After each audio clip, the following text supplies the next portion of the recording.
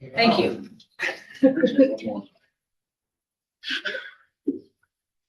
Good morning. I'd like to welcome everyone to the January 20th regular meeting of the Albany County Commissioners. The first order of business is called to order, and roll call. Commissioner Gozar. Here. Commissioner Hoff. Here. Commissioner Jones, present. Please stand and join me for the Pledge of Allegiance. I pledge allegiance to the flag of the United States of America and to the republic for which it stands, one nation, under God, indivisible, with liberty and justice for all.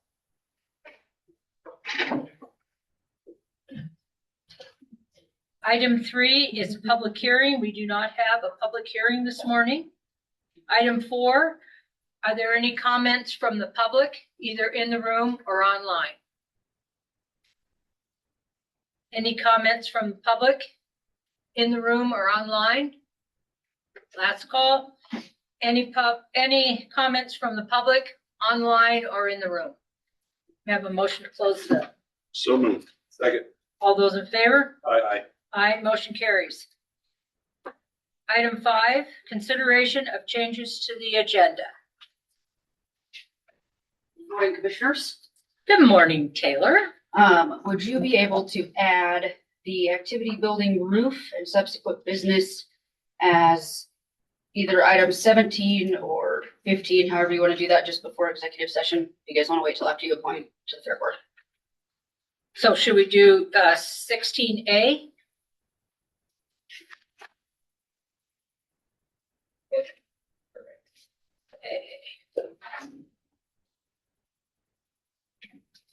So that everyone won't have to sit through it unless they wish to sit through that conversation. Any other considerations, changes to the agenda? Seeing none, any disclosures? I have none, Madam Chair. Madam Chair, I won't be voting on item number 8. Thank you. And I have none. Item 7, approval of the consent agenda. Madam Chair, I move we approve the consent agenda with the changes to 7A, item 8, and item 10 as talked with. Second with changes. It was just one. Yep, just the ones that are forward, yep. All those in favor? Aye. Aye, motion carries.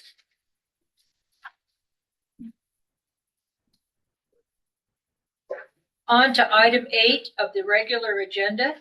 Present for approval agreement between Board of Commissioners of the County of Albany, Wyoming and Fremont Electric Incorporated for Albany County Courthouse LED lighting upgrades. Anthony texted me. You already. So this is for the updates to the courthouse lighting, for which we have a grant to do, I believe, at least part of it. And Anthony requested 3 bids from contractors in town. We only got the 1 bid back from Fremont, and that bid came in underneath our RFP requirements. So Anthony's recommendation is that we accept that bid and move forward with that courthouse lighting, which I think the date in the contract we have is May 31st as a completion date, because our grant requires that we are done with everything by June 30th. So it gives us a little time if we do that. So just to be clear for everyone, it's the overhead lightings that are all being changed. Yes, they're changing to LED lights, and some of the exterior lights, I believe, as well. I don't think in the main lobby we're touching those lights. I think they're more complicated. Yeah. Than the grant will let us do. Good. Any other questions?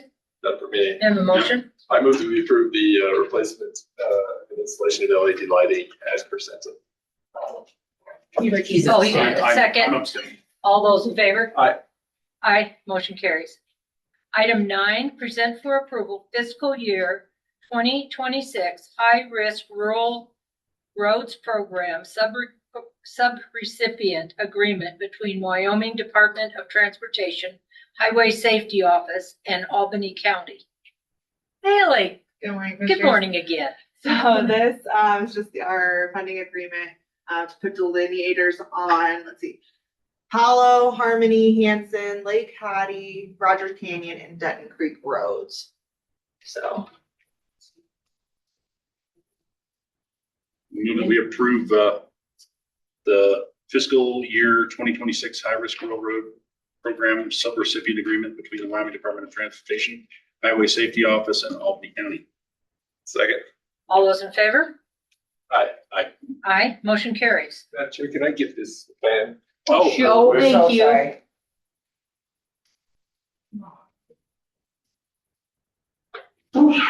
Bless you. I was gonna go, don't you have the magic touch this morning? It takes a minute. Thank you, Madam Chair. You're more than welcome. Okay, item 10, present for approval. State fiscal year 2027-2028 maternal health services memorandum of understanding funding request application from July 1st, 2026 to June 30th, 2028 in the amount of $345,340.14. Hello there, Kim. How are you guys all doing? Good. Good. So this is just standard. We resubmit our contract.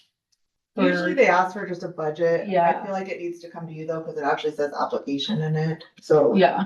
you And haven't seen this one before as an application. just to give you a little background, the MCH program is our home visiting program for families. We have two potential nurses that do it. And it's a great program. It's free to any family in town. And it starts in pregnancy through 2 years of age. And our nurse is specially trained to meet the families and do screenings at certain ages to try to do early interventions as needed and all that. It's a wonderful program.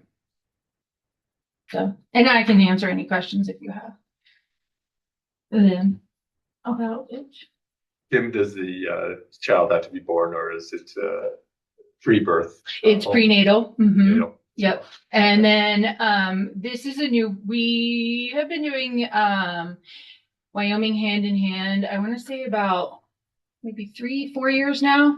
And there is a difference where baby has to be signed up by 1 month of age. So if mom doesn't know about it, but in the hospital finds out and needs extra support, she can get in there. But there is a cutoff in that first month of baby being born, and it goes through till 2. How many people in Albany County take advantage of this program? So we have an empty position right now, which I'm gonna repost the position for. So we have one full-time nurse and she sees about 20 families. And then we ended up using one of our state nurses and she sees about 14 families and we have a wait list. So there's definitely a need. It's just hard to get people hired. I don't know why, but, and I think that also goes into play. The state has a much better referral service. Like we're noticing, like the state has on the website that you can sign up for refer yourself even. And then, we've done a lot of work with our partners and they know that we're here. So we're definitely getting those referrals pretty consistently, which, is another reason why we want to hire that other grant funded position, because we do have a need. We have such a young population here that, first time moms. So it would be really great to get that position filled. It hasn't been filled since I was in it. So, Do referrals come from the doctor's office? Mhm. Good. Yep. Okay. we do.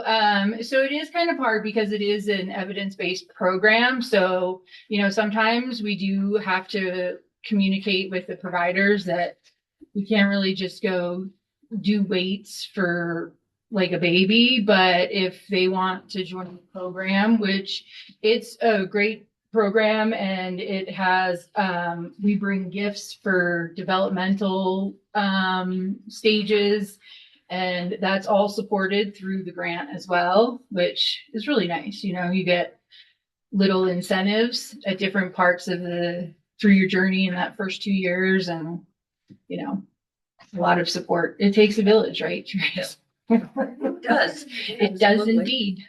So Kim, what are the restrictions on people being eligible for this? there are no restrictions. Yep. They Whether, just have to start the process. yep. Okay. And then, so when the baby's first born, there are frequent visits. We see them, I want to say weekly for the first month, just to make sure everything's going well. And then it spreads out. When you graduate at 2, I think it's like every 6 weeks or so you're having a visit. So it definitely spreads out. But, you know, just that commitment to wanting us to come by and do the program with them. And then we also help find resources if they need additional resources. Kim, is there any metrics, surveys, or anything that you collect to see how you're doing in the program or how families doing? So the state does do that. A lot of the screenings, we do nurse screenings for the baby, as well as there's like QR codes now that we use. That information goes to the state where they collect on, I think if you go to look at I think it's called CRAMS, there's on the state website, and all of that information is collected from our home visiting. Then does Jonna have to go to that website to see how she's doing, or do they No. communicate with her and say, hey, you're doing great, or we could do better this? I think it's more of a general, like state-wise, the MCH program, like, hey, we've noticed that we need to focus on this a little bit more. I think having this program has been really nice because we do have a more structured program.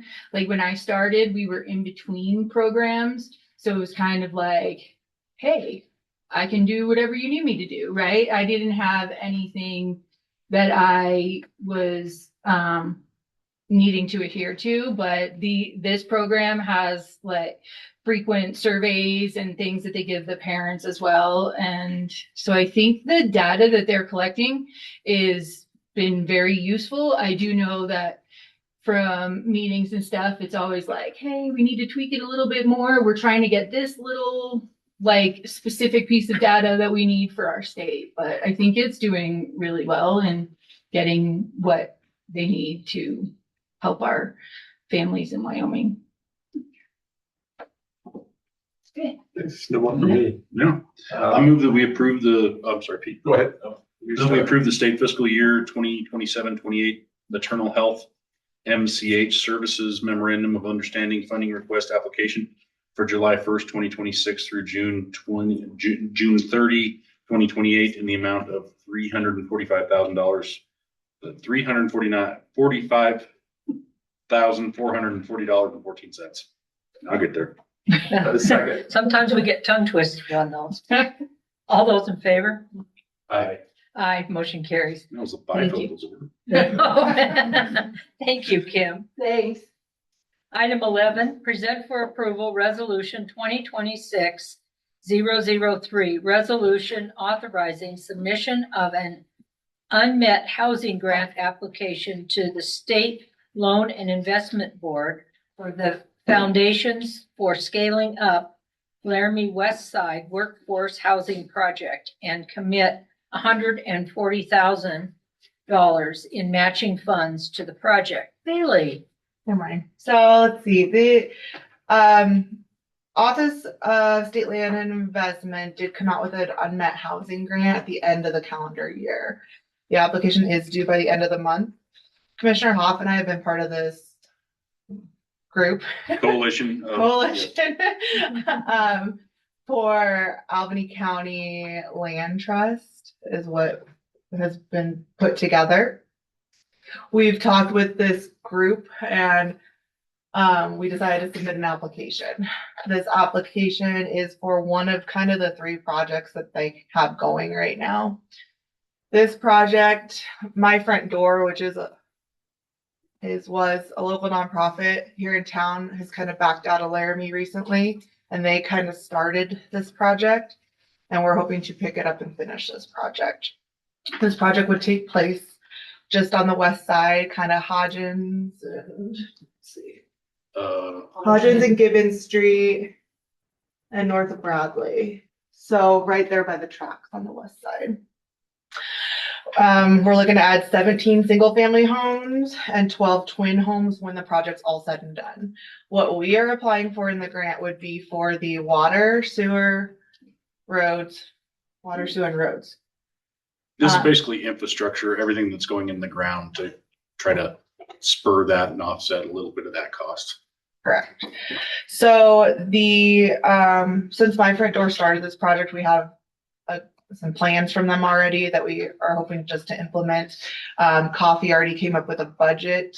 However, I have Jake looking those numbers over. Those are over a year old at this point. So Jake's reviewing everything and getting me everything I need for that portion of it.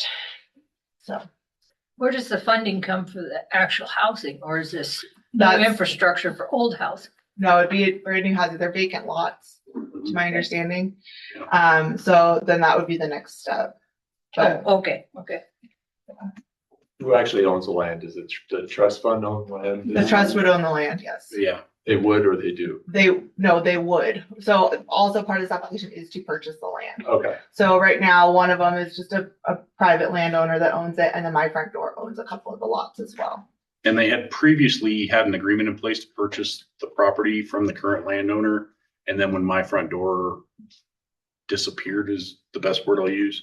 That's where the land trust is trying to pick that back up and implement that model for housing development.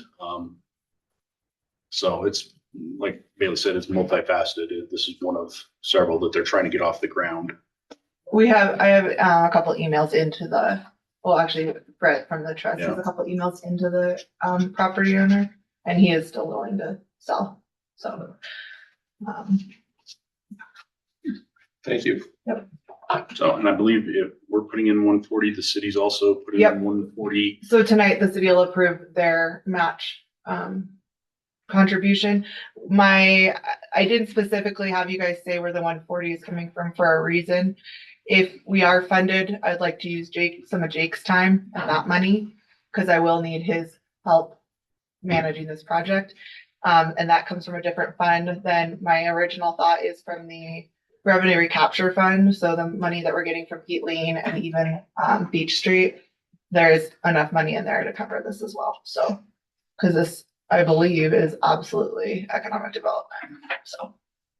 Well, and the actual grant itself is a total of 5 million that they're dispersing.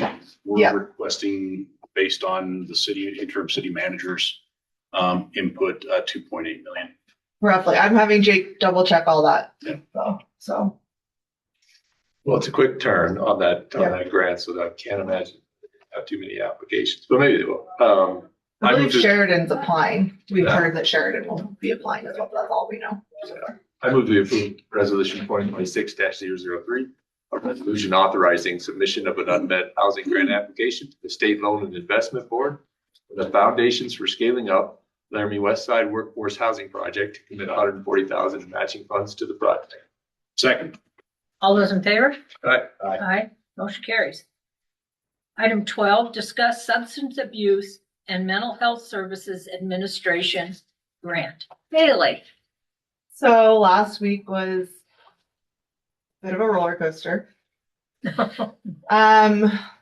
Tuesday evening, we received an email from SAMHSA in regards to them terminating our grant.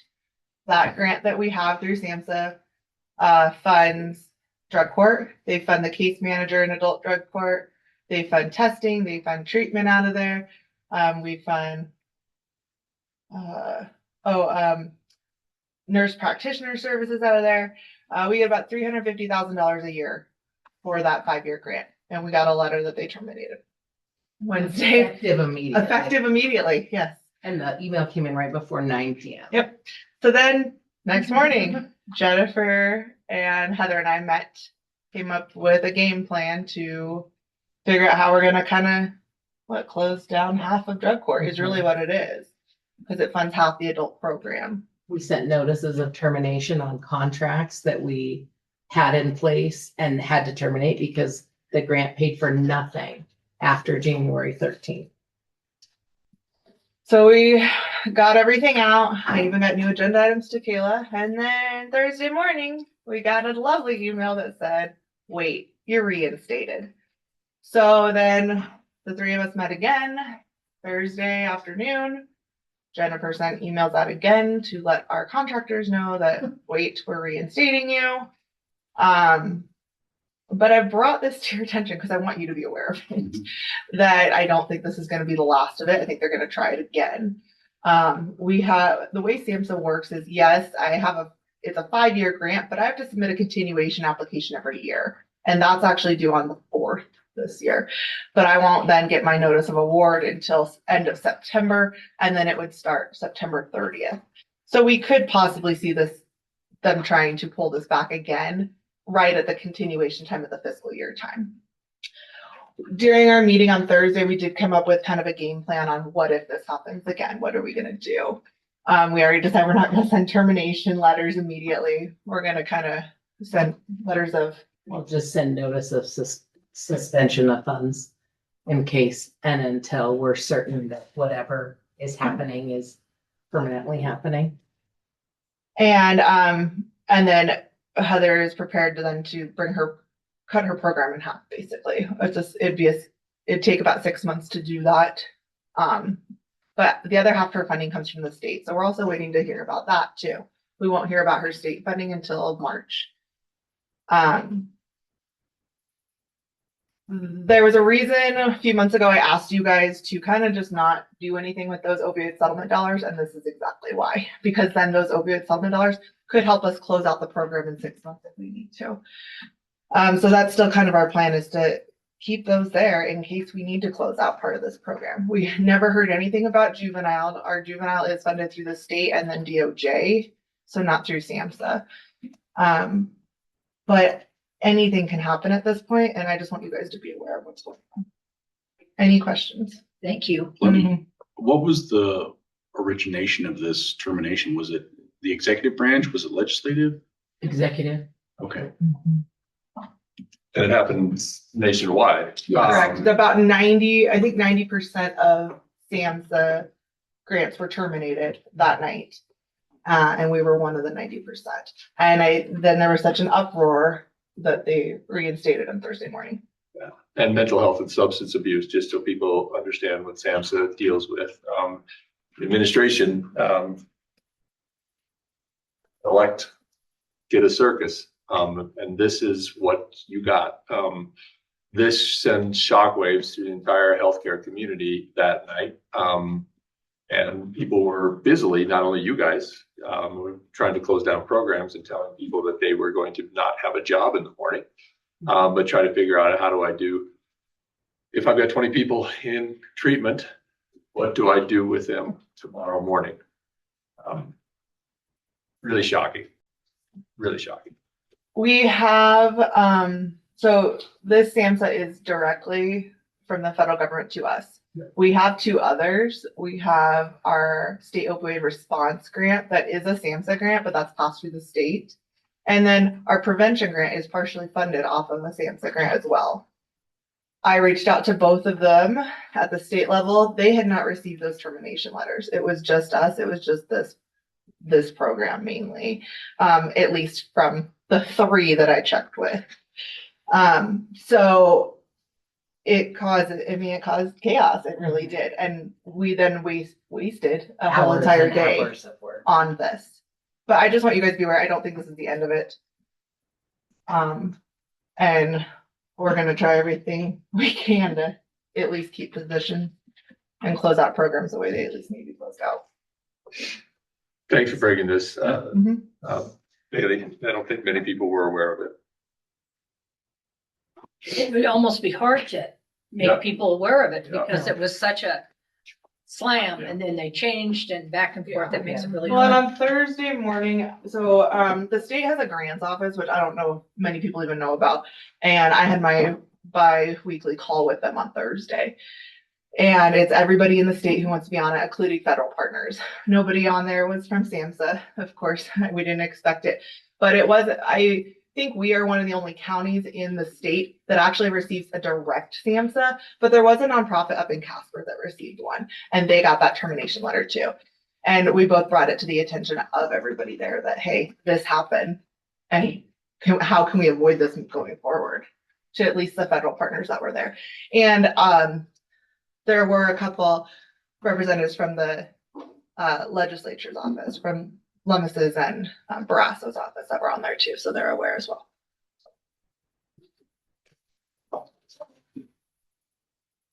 Any further discussion? Did the national legislators have any input? Or- Nope. Nope. Of course. But the Casper nonprofit that did receive the funding reached on Wednesday morning, they reached out directly to Lummis's office. And they were working at that point with them. I didn't do that, to be perfectly honest. It didn't cross my mind because we were just kind of doing damage control here on this side.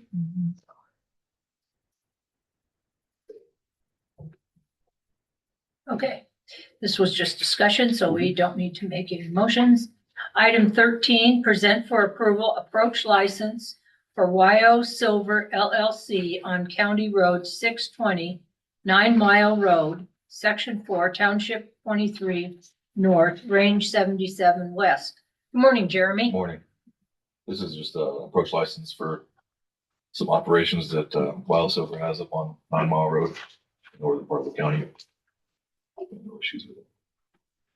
And that's off of Marshall, correct? Yes, ma'am, about 13 miles up on Marshall. Just getting started on Marshall Road at 15 miles. I move that we approve the approach license for Wild Silver LLC on County Road 620, 9 Mile Road, Section 4, Township 22 North, Range 77 West as presented. Second. All those in favor? Aye. Aye, motion carries. Item 14, present for approval Third Amendment to Inmate Medical and Mental Health Service Provider Agreement between the Board of County Commissioners of Albany County, Wyoming, by and through Albany County Sheriff's Office and Core Help for Medical Services at Albany County Detention Center. Good morning, Aaron. Commissioners, good morning. This is the third amendment for inmate medical. The second amendment went through January 15th. This third amendment goes from essentially January 15th to February 1st. Just to cover the month for billing purposes, and then you guys will see the contract from Core Health at your next meeting at the beginning of February. I don't have either. I move that we approve the third amendment to the inmate medical and mental health services provider agreement between the Board of County Commissioners of Albany County, Wyoming, by and through the Albany County Sheriff's Office and Core Health for Medical Services at the Albany County Detention Center. Second. All those in favor? Aye. Aye. Aye, motion carries. Item 15, present for approval software as service agreement between Tyler Technologies Incorporated and Albany County Sheriff's Office for jail management services. Aaron. So this agreement is a one-year agreement between the Albany County Sheriff's Office and Tyler for our jail management services that we have to keep going. To give you a little bit of background, in 2018, the city of Laramie, the Laramie Police Department, and Dispatch signed a contract with Tyler Technologies for a suite of services.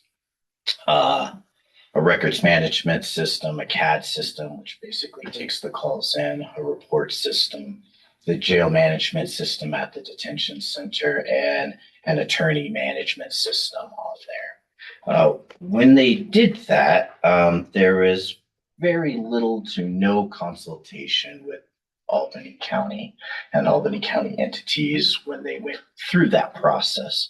And so the city signed that contract solely with Tyler Services. Throughout the years, there's been some back and forth between the city and Tyler Services in terms of is everything that the city is paying for actually being provided through that. And they're now in a contract dispute. Unfortunately, the city has unilaterally made decisions that they're not authorized to make in their contract dispute. And I was notified last week that they asked Tyler Services to turn off the jail management system and the attorney management system as well. Tyler was gracious enough to give me a call and a heads up that an official letter has been sent from the city to do so. And then spent the whole last week working with Tyler, making sure that that didn't happen. If they turn off the jail management system, all of our archives, all of our records that is being stored with Tyler goes away immediately, and we don't have access to those. So, in trying to work with the city, which I've tried to do for the last couple of years, and given a suggestion to move on from Tyler Technologies and essentially get a new records management system, city PD does not have, what's the best way that I can put it? Doesn't have the appetite for that. Or the fortitude, to be honest with you. And so it puts Albany County in the position to kind of negotiate our own terms, maintain the system that we have. And so what you have before you is a 1-year agreement with Tyler to keep the jail management system up and running. What you'll see here within the next month is an RFP to go out for a new jail management system on there that I think is prudent for the county and the sheriff's office to go out there and see what other products are available at what pricing that could better serve not only the county, but everybody that's involved in that situation, independent of the city of Laramie and the Laramie Police Department. Essentially, that's what you have in front of you today, the first step of many, and a little bit of a long process that we're going to go through. Sheriff, do you have to, when you go out with the RFP, do you have to have a software company that can talk with the city's software company? And does that limit you? One of the main complaints that we have in law enforcement is that we have a suite of services that don't communicate with each other. The attorney's service doesn't communicate with my jail service doesn't communicate with dispatch doesn't necessarily communicate with records. And that's essentially what was supposed to be purchased there. So we have a lot of redundant processes, and for the price that the city is paying for it, isn't necessarily commensurate with the product that they should be receiving. And so from the sheriff's perspective, when you get into a process like that with a company that isn't providing what you're paying for, you have to reevaluate whether it's pertinent to stay with the company or to try and make changes to have that product serve you. So in the conversations with Tyler, like I said, the choice of the sheriff's office is to, like I said, use this as a stopgap until we can go out to bid and see what else is out there with you. So out of all the law enforcement agencies in the state, there are only 3 that uses Tyler Technologies. So Albany County is one of them. All of the other law enforcement agencies use a couple other companies and seem to do pretty good. So like I said, I think it'll be in our best interest to go out to RFP at a later time and select a service that's going to better serve Albany County and the Albany County Sheriff's Office. I'm guessing you didn't anticipate this or could have not anticipated this in your budget? The monies to cover? No, no, it wasn't. I think maybe about 7 or 8 months ago, Albany County received a bill for the jail management services on there, and started working with the city on that bill because we had never received one before. And in the research found out that that contract was signed solely by the city. There are no signatures from anybody from the county at that time. And granted, everybody that was involved in those negotiations with the city and the county are unfortunately no longer with us. But the county, like I said, had little to no say in it whatsoever. And that contract was signed solely by the city of Laramie and the Laramie Police Department. So essentially, we're not on the hook for the bill. Essentially, we were getting billed for services that we never signed on to. And to be honest, weren't receiving. And so we just. So what's the cost for this year, It'll be 56,000. So this is basically just for them not to shut off the service and preserve what is already in use. It's threefold. It is to keep the service on, not basically delete or Gives you enough time. gives to pull off. access. Yeah. And it keeps the system running. And so there were essentially two invoices that I asked for. One is a 6-month invoice, which would keep the system on essentially until the end of our fiscal year, and another one for a year. I've chosen to go with the year because that just gives us extra time in case anything goes wrong along the lines to where we can have a pretty good, open, and robust RFP period to solicit those bids, review those bids, and then have time to make a change if that's what we decide to do. So. You've obviously had conversations with other agencies around the state and know who's using what. Is this comparable to what you think a new system would cost? The price is comparable, yes. So this would be a good budget number annually? So the range in budgets are Probably depending on how big. they're wide. So for a jail management system, this is within that range. Usually we see anywhere from the low end to be about 32,000 a year. The high end is going to be right around 80,000 a year. And you see, I think that original price came out to about 76,000, but there's a significant discount on there, given everything that we've had to go through with Tyler. So yeah, it's within that range. But like I said, we're really kind of between a rock and a hard place to where we need to be able to keep that system on to keep everything up and running. And so that's why we said we're going to take on that year with Tyler and then go out to an RFP system, solicit those bids, go over the bids, select whatever's best for the sheriff's office, and then that'll still give us time to have that 120 to 180 day notice of a transition if need be. Sheriff, could you remind me when you renegotiate your inmate rates? And I'm guessing this will be reflected in those new rates.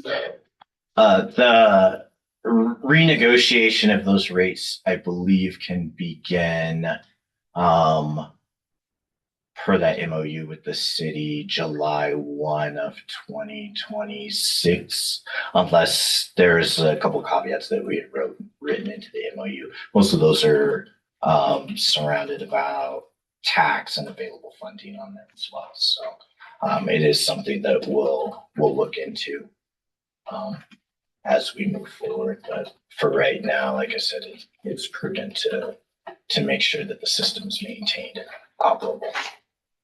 Thank you. I'm finished. Do you have any questions?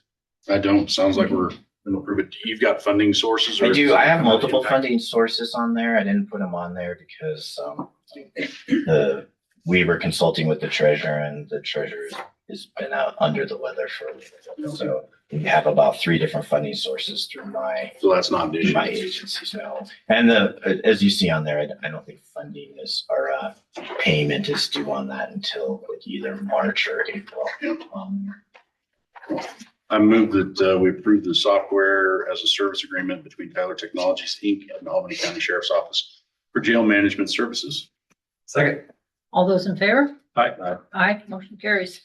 Thank you, Commissioners. Thank you very much, Aaron. Not that we wanted to hear that, but Yeah, thank you it's very not good much. news, but thank you. Item 16, make appointment to the Albany County Fair Board. Madam Chair, I move that we appoint Trinity Bolger for a 5-year term to the Albany County Fair Board. Second. All those in favor? Aye. Aye, motion carries. We have an addition to the agenda. It's item 16A, and that's the fairgrounds. And Taylor, you got the floor. Fabulous. This is great. So to start off, the gigantic packet and the the stapled pages are both from the SPUR grant that we did through WDEQ. And I have several things that need to go into this, but I'm going to stop for just a second. For those that don't know, what brought this to the forefront is Thursday, Friday at 2:08 p.m. Go ahead. So we So lost somebody- the PVC membrane roof off of the activities building. About 95% of it's gone. Most of it over the extension office side is still there. Their heaters were unharmed in it pulling the whole membrane off the roof. The boards that were under the membrane are still attached to the roof for the most part. There's several of them that are not. And those are attached into the original roof. Currently, Bud is working on cleaning it up. We had Road and Bridge bring over their loader and a backhoe to set it on top of the large piece of membrane, so it would not blow away in our wonderful weekend winds. And then the smaller chunks of the membrane, we did move with the equipment into the activities building just so we didn't have to worry about 3 different pieces. There's just the one big piece that we worried about outside. Does anybody have any questions about what happened to the roof? no one was No, hurt. I will, Nobody I was will hurt. thank Jeremy for his first day on the job, getting over there with a nice response. Yes. He and Ken showed up. In the time, in all the years that I've been commissioner, Road and Bridge has saved us in many, many different Yes. large and small crises. So thank you very much, Jeremy, and welcome. Yes. It was a good time. I do have the security camera footage if anybody wants to watch it. It's And no actually one kind of was funny. hurt. Nobody was hurt, no. One of the vehicles for one of the ladies in the extension office, it was damaged. And I'll follow up with Kayla on that side. It scraped it really badly and pulled the antenna off of the roof of the car. I have photographs of all of that. I had her taken before she even moved her vehicle. So I'll work with her and with Kayla to get that taken care of. I did turn in the insurance claim about 3 hours later after we got done dealing with turning the gas off, getting the building shut down for emergency purposes, and making sure that there was no potential for any fires or anything to start when we had everything turned off and over the weekend. So the original roof that is on there was a steel roof. It had a number of leaks, and from the information that I received, the grant was applied for 25 years ago or 20 years ago for this membrane or for a roof, and Bighorn Roofing got the grant or got the bid. The grant paid for it. It was a rec board grant to have this membrane roof put on the building. This is one that I approached the commission about doing the request for bids for the beef barn, the activities building, and then Road and Bridge was added on. I guess we no longer need to have the activities building on there. The wind took care of that for us. So that was number one. Do you guys need to make a motion to remove that from the RFP? I didn't know. We can just amend because we haven't turned in the RFP Okay. yet. We just had the discussion about what it was gonna be. I did get a phone call from Jake yesterday about the roof on there and amending the invitation to bid, the RFP, if we needed to have engineering services in there to make sure that the next time we have terrible north winds, we don't peel a new roof off. So I've done a lot of investigation into that. Laramie Mechanical did come out yesterday. Bud met with them. And Bud and I are still going to meet to discuss what moving forward in the short term looks like. Right now, I'm going to be working from home. I took all of our computers out of our office just in case we have something happen with some more wind that we're supposed to get between now and getting a new roof on it, or until the building is able to have the heat turned back on. The extension office, after we have electrical cleared, I think the extension office folks can come back into the extension office. That end of the building has not been affected thus far because it tore pretty much over the back office door. So that has not been harmed. Right now, we have no heat in the building because they are all fed with natural gas and they hang in the big room. I have a wall heater in my office. We do have 2 other furnaces. All of those vents were ripped off. 2 of the heaters in the building were pulled up when that was done. It damaged some of the holders and brackets. It damaged, it pulled the vents off completely. So we're worried about AC coming back, or AC. We're worried about CO2 coming back in the building. And then with our vents that were torn off, our exhaust fans, we have several holes now in the roof that are direct into the building itself. We had several ceiling tiles that were damaged, and we have several pieces of just hardware laying on the floor in there. The Laramie Mechanical said that the fastest they could get in there would be to reattach all the vents and look at the commercial hood vent that is in the kitchen, would be probably the end of the month. That would be the quickest that they could get us on the schedule. And then Electrical Solutions was there when I left to do an evaluation to make sure that there's no exposed electric issues in the building and get those taken care of. We did talk to the insurance. We talked to Rob, and he did give us the go ahead to have the vents fixed, to just get them fixed. He was going to email me that so that way I had that in writing that he authorized it to just be fixed. That would go into our insurance claim anyway. But until that point, I don't think we have any structural issues with the building. The red iron part of the building is solid. It's the old roof that was on there and the existing roof that's left on there is the concern. So I have talked to 4 different roofing companies. 3 out of the 4 have come and they're working on a quote. All of them have said that we should not go back to the membrane roof. All of them have said that we should go to a standing seam or a metal roof of some sort, which I don't disagree with. And Bud and I had talked at length about that. And that was kind of where we wanted to go when we talked to you guys about replacing the beef barn and the activities building roofs. With that being said, I am not 100% sure, but I am going to go out on a limb, probably kind of a long one, and say that the membrane roof is going to be more expensive to put back on than it would be to take everything off and put a metal roof on. However, we have that drop ceiling in the building, and I have not inquired as to when that was installed. With some of those tiles that were broken, I do not know which ones had been replaced. I do not know which ones are the original tiles. And in this spur grant, there was asbestos in the building. So I am not sure, and I have the reports and the whole, the individual reports from the tests, and then the whole report, which kind of just gives you a bird's eye picture of what we're looking at. I am not 100% sure. However, there were 25 suspect building materials identified for asbestos or lead-based paint in the building. So I'm not sure where you as the commission would like to go with this. I know that with the ceiling tiles being damaged, we possibly have some of the drop ceiling damaged. We possibly have some of the sheetrock damaged. We're not 100% sure because we have not gone into that part of the building yet. So I guess my question to you guys is 3 to 4 pieces. Do you have any questions for me about the insurance claim or where we're at with that? Any questions about the spur grant? If I don't know them, I will call the folks that I need to find that information out.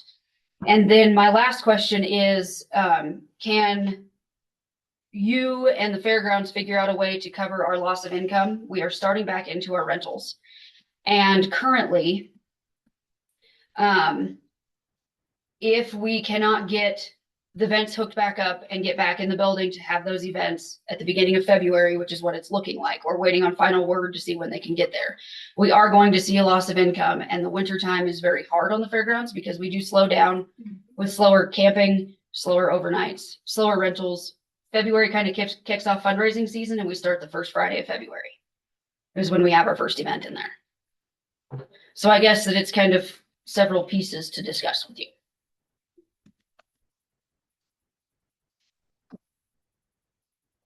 So Kayla, Yes.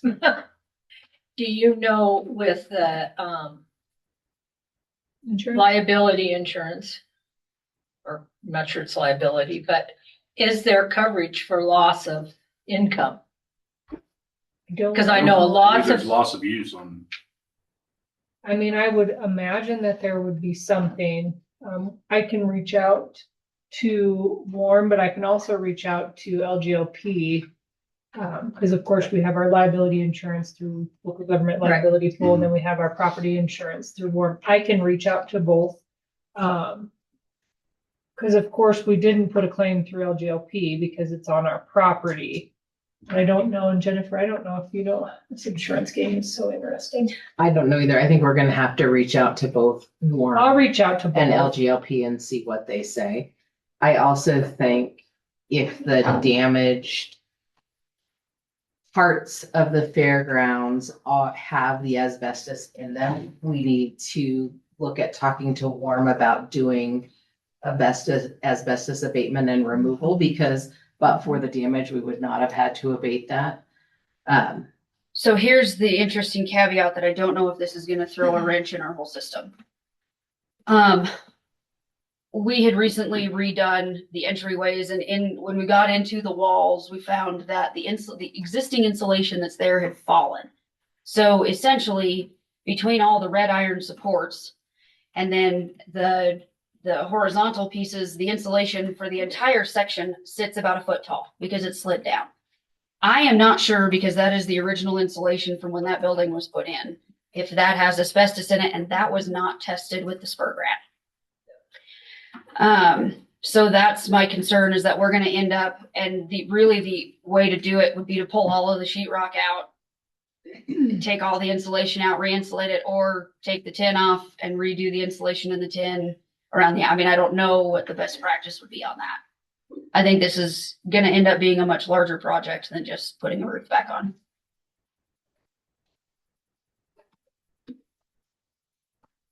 well, it appears to me, of course, I don't know everything, but that if we just put a roof back on there, all we've done is put a little Band-Aid on it. And that's a waste of time and money and energy. So, I think one suggestion would be to get Jake to go out and look at all of these things as the county engineer, so we have an idea of, from an engineering perspective, of what needs done and how to accomplish that, and suggestions about how to move forward. So my other concern is, because it takes insurance a while to get everything paid out, and getting somebody in there to do, if we're just end up needing to do the roof, that is going to happen after we have to pay bills for the heaters that we purchased for this, and pay our facility folks overtime, because they were on overtime by the time we got done dealing with this. Those bills are going to come up prior to us being able to make any more income. So that's one of my concerns as well. And so I can schedule with Jake and see if he can come out ASAP and kind of give us the rundown. I can share with him this spur grant information and the actual test results. But I think that there's just several different issues that we're gonna have to address with this. So you have heaters going so that there's no, Milkhouse heaters, yep, they're plugged into the wall. and Otherwise so there's no nobody's, heat. we're not freezing No, toilets and no, sinks. they're and just all in the that. bathrooms and in the kitchen is where we put the Okay. heaters. The heaters that are in the main building that heat the rest of it are off because they were Yeah. gas lines. Yeah. Madam Chair, can I ask Taylor? a Sure. question?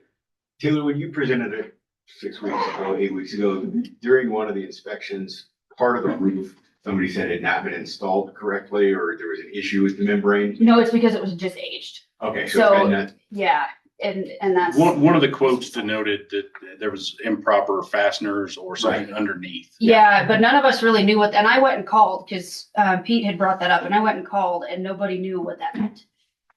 so that's probably not a factor, it's something. that- I personally inspected the membrane when it was on the ground. There were no holes in the membrane. No, I No. mean, 'cause- No, there wasn't. You could No. see where some of the hardware was from the rusting, I'm assuming built up moisture from underneath.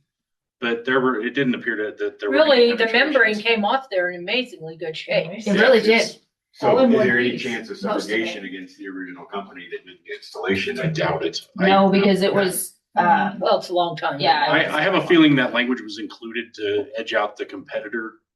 yeah, Got it. Yeah. just because nobody knew the meaning of what they wrote when you brought that up last time, but. That's fun. I see that all the time, actually. The last guy did it wrong, so we can fix it and charge you more. And in fact, all of the roofing guys that I have talked to, all of them said, I am shocked that that membrane lasted this long. Because they do not do well up here. Sun's too Yeah. brutal. And it wears on them faster than it does anywhere else. Yep.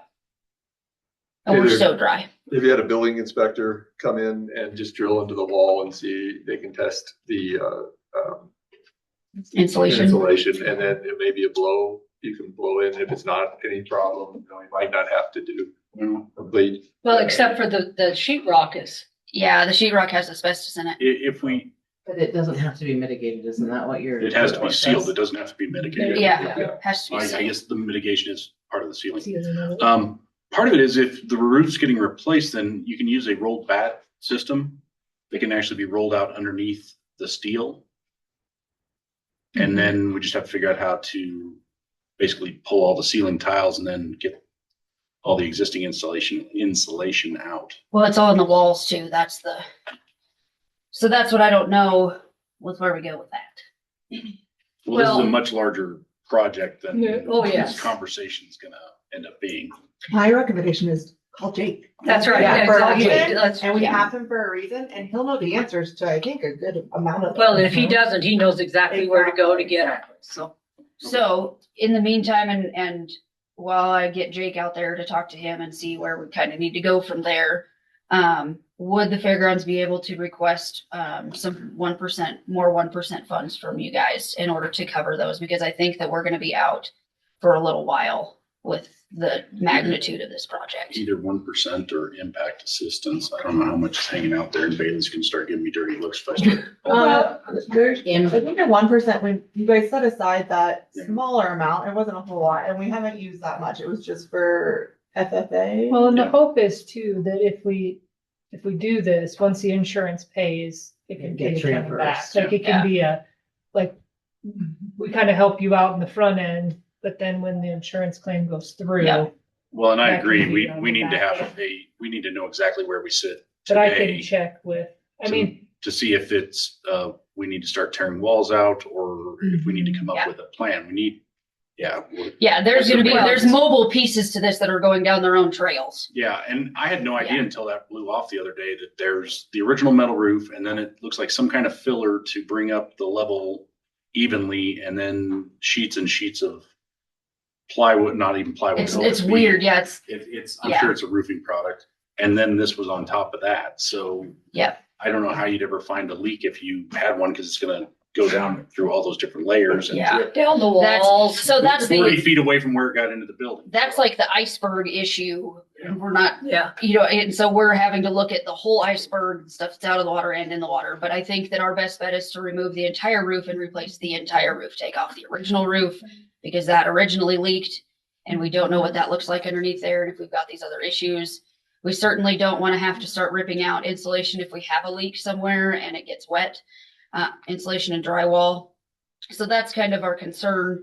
But in the last several months, and I looked this morning, I'm moving my office over to my house today for a while. And I looked this morning and it's costing us about $35,000 a month to run the facility, and we get 26 in our mill levy every month. Yeah, it's like 26, 659, 11, I think. So if you haven't contacted Jake, I have not yet. So I just, contact him okay. and have him come ASAP to do an assessment, and we'll go from there. Yeah, and I'd kind of like to know what the stopgap needs to be immediately to preserve the facility. That's part of a conversation that has to happen with the insurance also. Yeah. Tracy's got her hand up. Oh, Tracy, Go ahead, Tracy. I didn't see your hand, Tracy. Please go. Good morning, commissioners. I just raised it, Terry, so you're good. Thank you. My one suggestion, we could potentially help the fairgrounds with their revenue replacement in the short term. Excuse me, I'm still getting my voice back. Each month, we give them the same amount through the level funding plan. However, when we distribute the funds on our end, we're still using the historic mill levies. So some months, we might have $1,000 in there. Some months we might have $100,000 because we're just cash flowing them through the ebbs and valleys of property tax collections. We have some surplus in there right now because of the time of year. We could help them with their revenues without those funds, which they're really their funds anyway. And then if insurance money comes back, where they do help with revenue loss, then we can reimburse their fund that helps us just keep that cash flow rolling back and forth. And how long would that take, Tracy? How long I'm sorry, I don't know that I understand that question. Like to disperse those funds, or what do I need to do if the commissioners approve that with you guys for that? I think what we could do just for accountability and be able to, if we do find out the insurance, we'll cover that. I think if you sent us, say, a weekly invoice of all the missed opportunities for rentals and those things, we can pay you that same week, just the same way we do now, where we ACH the funds to you, or account transfer, I guess it is now. Okay. But that way, if you're sending us an invoice, we have it already documented for insurance purposes. Tracy, would that just be on the revenue loss? What about for like the heaters and such? Would we better off to go through the building reserve fund? I think so. I think the building reserve fund would be the most appropriate answer because it is our building. Ultimately, I know Commissioner Hoff mentioned impact assistance, but that really cannot be used for the fairgrounds, as they have not been a party to any of the wind turbine monies. 1%, I think there's probably a little leeway in 1% to help fund some of these things, and perhaps direct aid. I know with the sheriff's previous requests that I've been working on those numbers for him for that as well. So at the same time, now that I'm back to work, I can review that as well. Did you have a dollar amount, Taylor? I can't recall that you said a dollar amount for everything. No, I can get one. I can gather one of those today. Okay, yeah, if you give me a ballpark idea what kind of dollar figure we're looking for, then I can start jumping in with that. Well, and I think if you get invoices from a company to either get heaters or whatnot, why don't we just voucher them through the county? We can track it on our end here, and then whatever gets offset by the insurance, we can offset the county, and what doesn't, it just is what it is. Okay. Would you then just create a new billing code so that we could We could keep all do that- keep track something, or we just notate it in when we pay the vendor that it's for the, for the roof debacle. Roof debacle. That would probably be a really good way, Kayla, just because Mhm. Right. they would reimburse us, the insurance Yeah, would reimburse us anyway. So. So we're looking at, for any,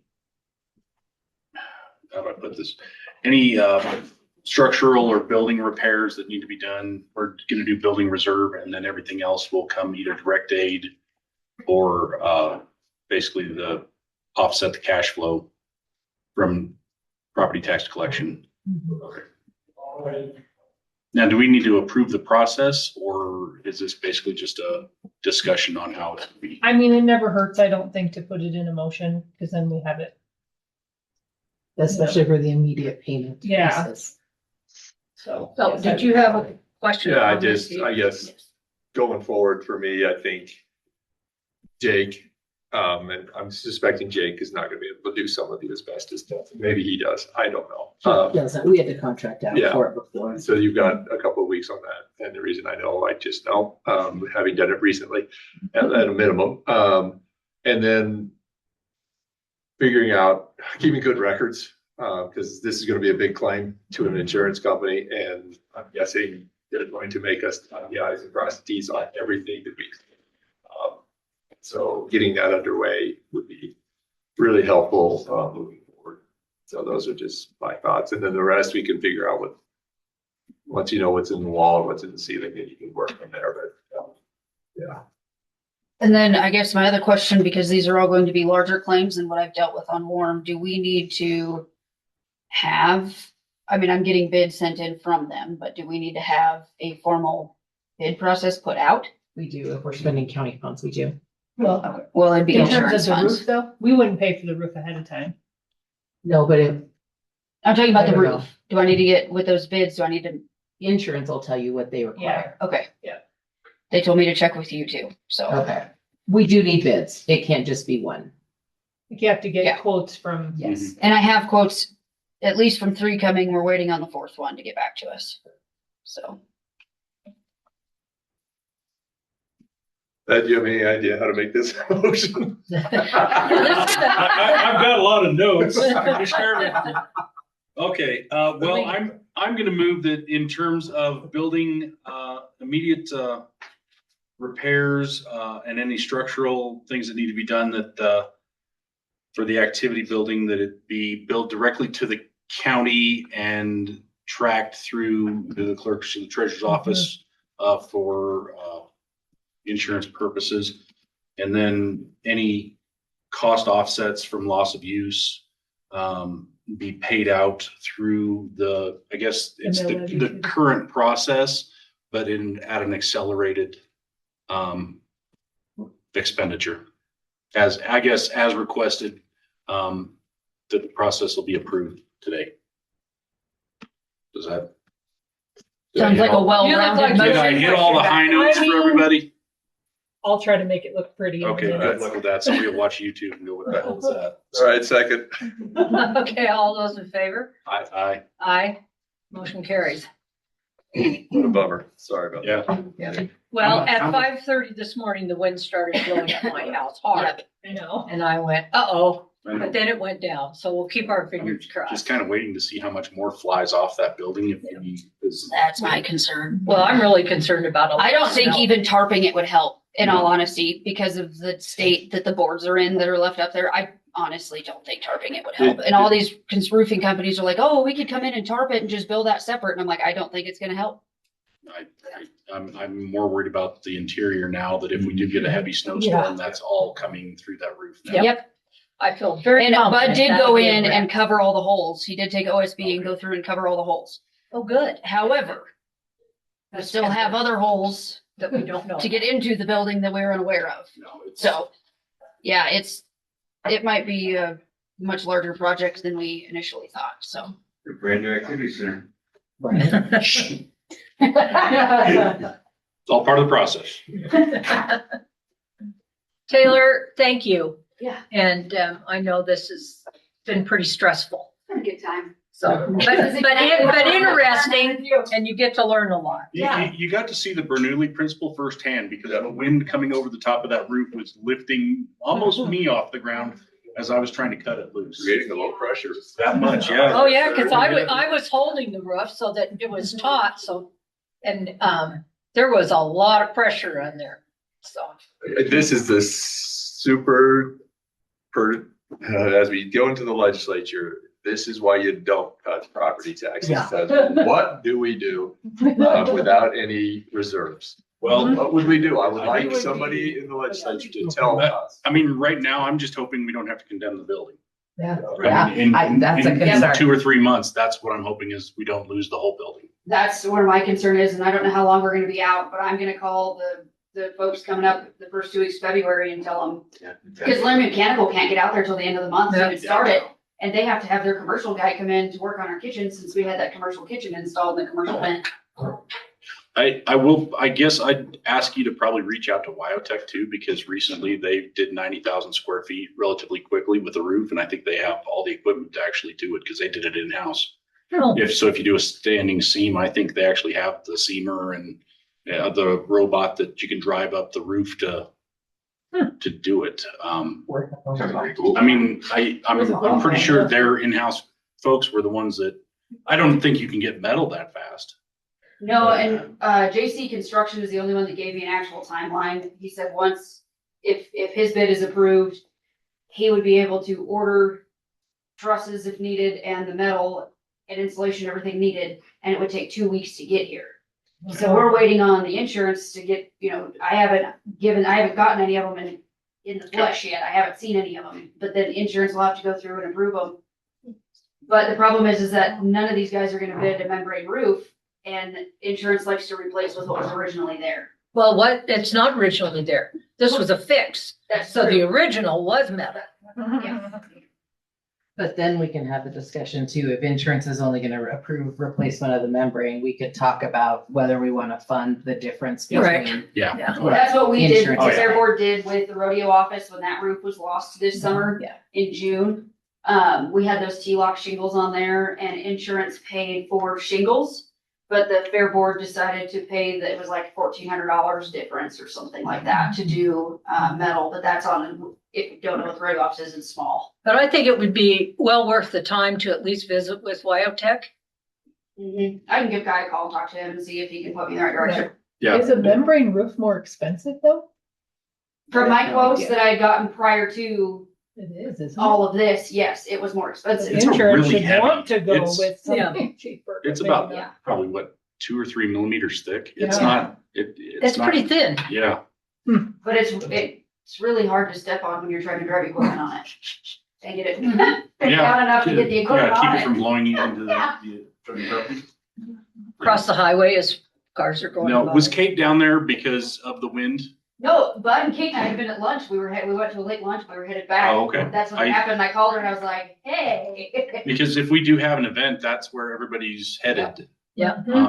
That's the concern. And then I guess do you guys have the ability, or you should have the ability to get all the tables and chairs and anything that might soak up water out of there Yes. for now? Okay.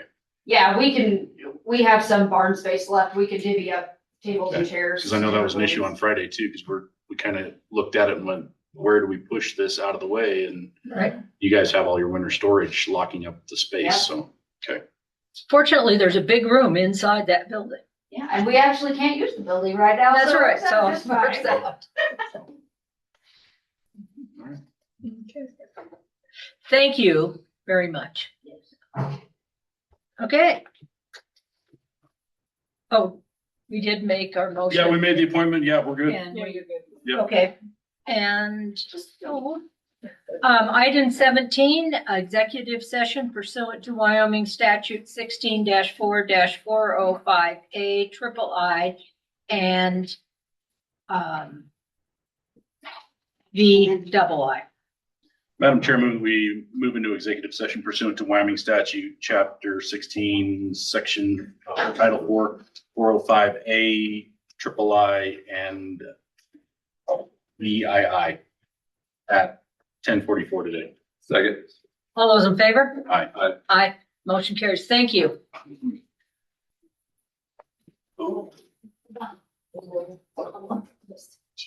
Yep.